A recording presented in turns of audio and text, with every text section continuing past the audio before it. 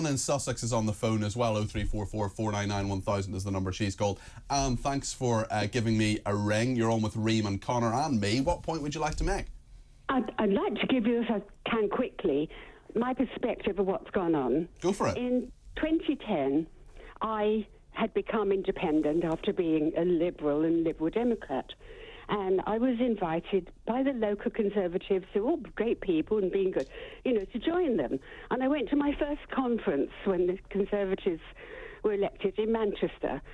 And there was a big, then, protest on health that time. And I'd never seen such vitriol. Honestly, going to my first one like that was the hatred and the being spat at and all that went on. It was really a learning. So this was people outside the conference zone in Manchester, because you have a very secure conference zone. So you were going in and out like lots of other people, and lots of people were shouting things at you. Oh yes. Now, when I was a lowly Lib Dem, I was never treated like that by any opposition. Well, it just wasn't on the radar. But I noticed then, and I noticed for me personally, the vitriol locally that is now national, the social media, that I obviously became a despised person. But I was very angry because what I saw, in all fairness, and I've never been political, I'm a community worker, was the hatred and the anarchy almost that has come in over the past, since 2010. We've had the recession, we've had the pandemic, we've had a lot of things that I don't know any government could have dealt with well. It came as a shock. And the hatred from the opposite, it isn't hatred from political parties. I think it's the anarchy behind it, driving all the protests, all of the strikes. And I'm not under any circumstances condoning anything that anybody's spitting at anybody or shouting at anybody or abusing anybody. I'm certainly not condoning that. What I am saying is that, you're talking about 2010. Since 2010... Since then, it's been like that. Yeah, well, it's interesting, isn't it? But we've had so many very, very divisive things since then. We've had the Scottish referendum, we've had Brexit referendum, we've had so on. I mean, there's so many very black and white sort of binary issues to people where people have responded on a very emotional level. Oh, Peter, you're so right. And I wonder who had the wisdom of Solomon to deal with all of that. I mean, after Brexit, I wasn't able, I didn't vote, but You didn't vote in the Brexit referendum? But after Brexit, I was with a resident who had a big crisis, and I never got out. Oh, right, okay. But the issue is that after Brexit, then the pandemic, nobody, whether they'd voted yes or no or were in power, could then get on with whatever Brexit could have done for this country. Any benefits. And it still isn't happening. Our borders aren't closed, all the issues that Well, let's put some of that. Thank you very much indeed for your points there, Anne. Let's put some of that to Conor Tomlinson. What do you make of what Anne has said there? Anne is a very nice woman. I think she's being excessively charitable because pretty much everything that's been done by this government has been a political decision. Now, I want to disclose, I'm actually a Conservative Party member, and there are a couple of backbenchers I really like. For my shame, I know. I won't be voting Conservative in the next election. Really? Yeah, absolutely not. You're going to leave the party?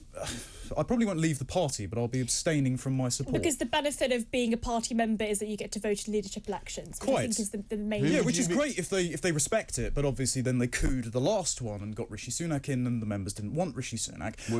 Would you still be happy for Liz Truss to be the Prime Minister at the moment? I think that Liz Truss is a very nice woman who makes some poor political decisions, but I think that her instincts are more so in the right place than Rishi Sunak, who appoints the old Cameroonian vanguard. And I say all this, for example, when David Cameron was a very successful leader of the Conservative Party, apart from one minor bit towards the end. Gay marriage, mass migration, was against Brexit, has since come back and been... What's wrong with gay marriage? I don't agree with it. Why not? Because I'm Catholic, so I don't... I know lots of Catholics who agree with gay marriage. I think it's a classification error, because the purpose of marriage is for husband and wife to then go on and have children, and that's not possible. But I want to bracket that just for a moment. The reason is, the idea that they couldn't have executed on Brexit, Kemi Badenoch voluntarily refused to commit to the, quote, bonfire of EU regulation that the European Research Group had put forward after years of researching it. Lockdown itself was a political choice. We now know from reviews from Johns Hopkins University and The Lancet that these measures didn't save lives, actually cost far more lives from deaths of despair and economic downturn and suicide and the like. So the idea that the government just throws its hands up and goes, oh, there's a crisis here, there's a crisis there, we couldn't have made better decisions. That's a lie. The people told you, for example, we wanted lower mass migration, and you gave us record migration. The people told you we wanted lower taxes, and you gave us record spending and inflation. So I don't think they deserve votes in the next election, because each time the British public say they want a thing, they do the opposite. So I think Conor's assessment of the government's action of the last few years is absolutely correct. However, I do think it's very easy in retrospect, and I'm finding myself sort of defending the government here. I do think it's very easy in retrospect to sort of say, all of these decisions were political, that the government didn't listen to the people.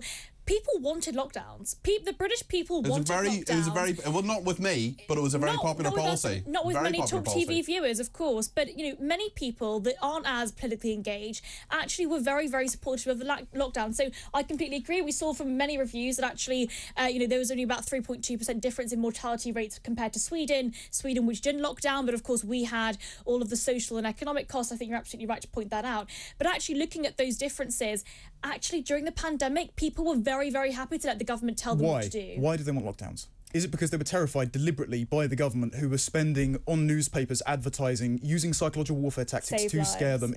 Laura Dodsworth, regular contributor to talkTV, has a fantastic book on this. The government manufactured consent for their own policy that they wanted, using taxpayers' money to frighten people into their homes. This government has acted unethically, and they shouldn't be voted back in. I can't disagree with that. I think he's absolutely right. I do think it's very easy in retrospect to criticise them for that. I mean, I absolutely think that the government shouldn't be telling people what they can and cannot do with their own lives regardless.